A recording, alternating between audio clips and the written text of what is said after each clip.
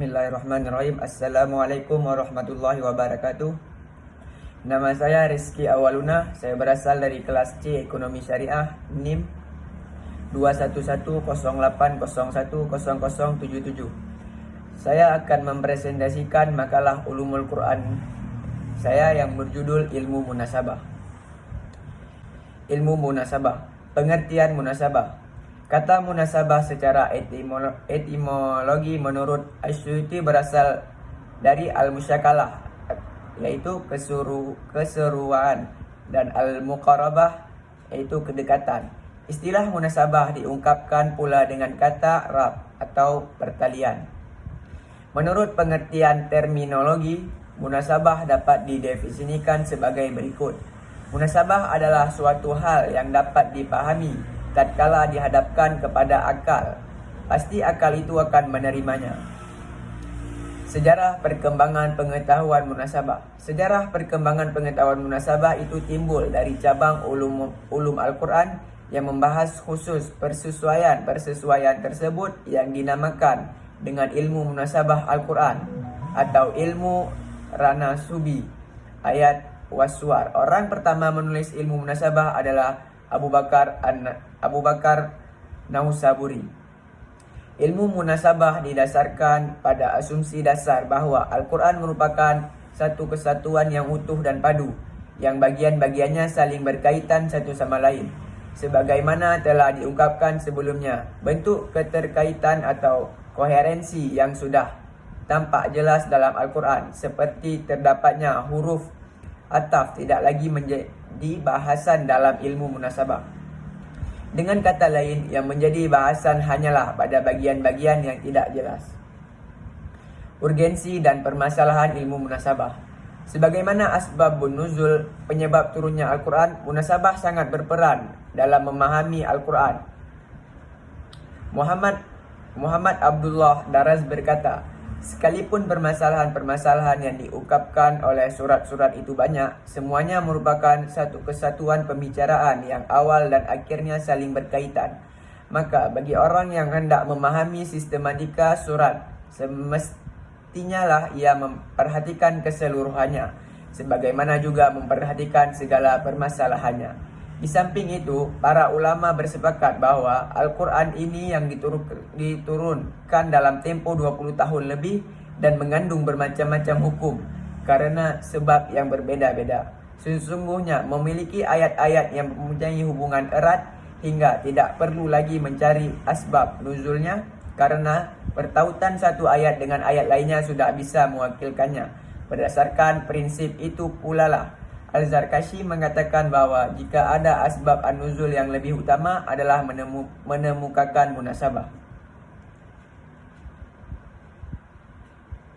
Macam-macam munasabah Al-Quran.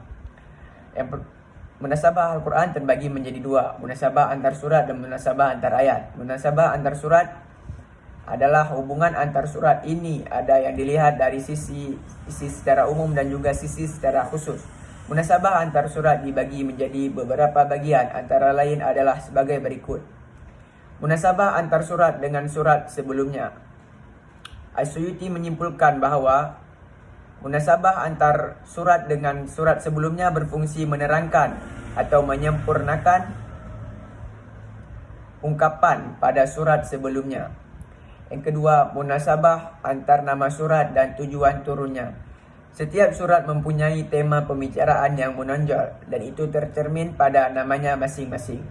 Yang ketiga, munasabah antar penutup suatu surat dengan awal surat berikutnya.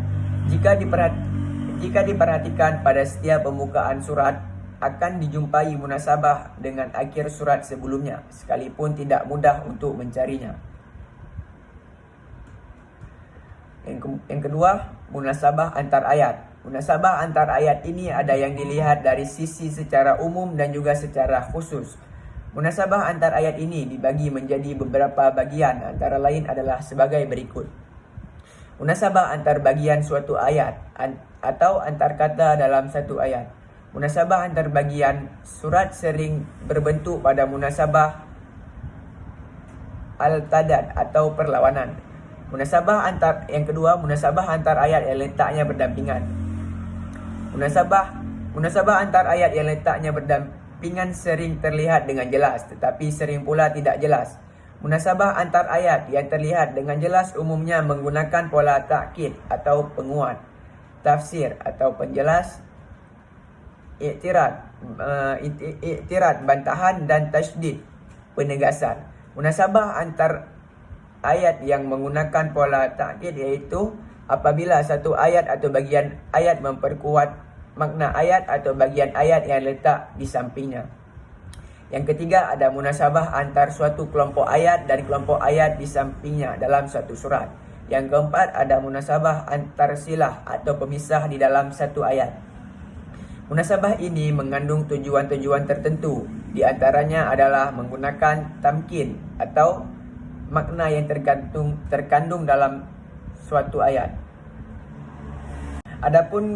Adapun kesimpulan dari ilmu munasabah adalah sebagai berikut. Yang pertama, munasabah adalah ilmu-ilmu atau pengetahuan yang membahas tentang hubungan Al-Quran dan berbagai sisinya. Yang kedua, sejarah perkembangan pengetahuan munasabah itu timbul dari cabang ulum Al-Quran yang membahas khusus persesuaian orang pertama. Orang pertama menulis ilmu munasabah adalah Abu Bakar Nausaburi. Yang ketiga, urgensi dan manfaat dari ilmu munasabah adalah sebagai pendukung ilmu tafsir, mengokohkan pembicaraan yang satu dengan yang lain, membantu dalam pentakwilan pemahaman dengan baik dan cermat, dapat mengetahui kesesuaian antar ayat dan antar surat dan lain sebagainya. Sekian presentasi dari saya. Terima kasih atas perhatiannya. Assalamualaikum warahmatullahi wabarakatuh.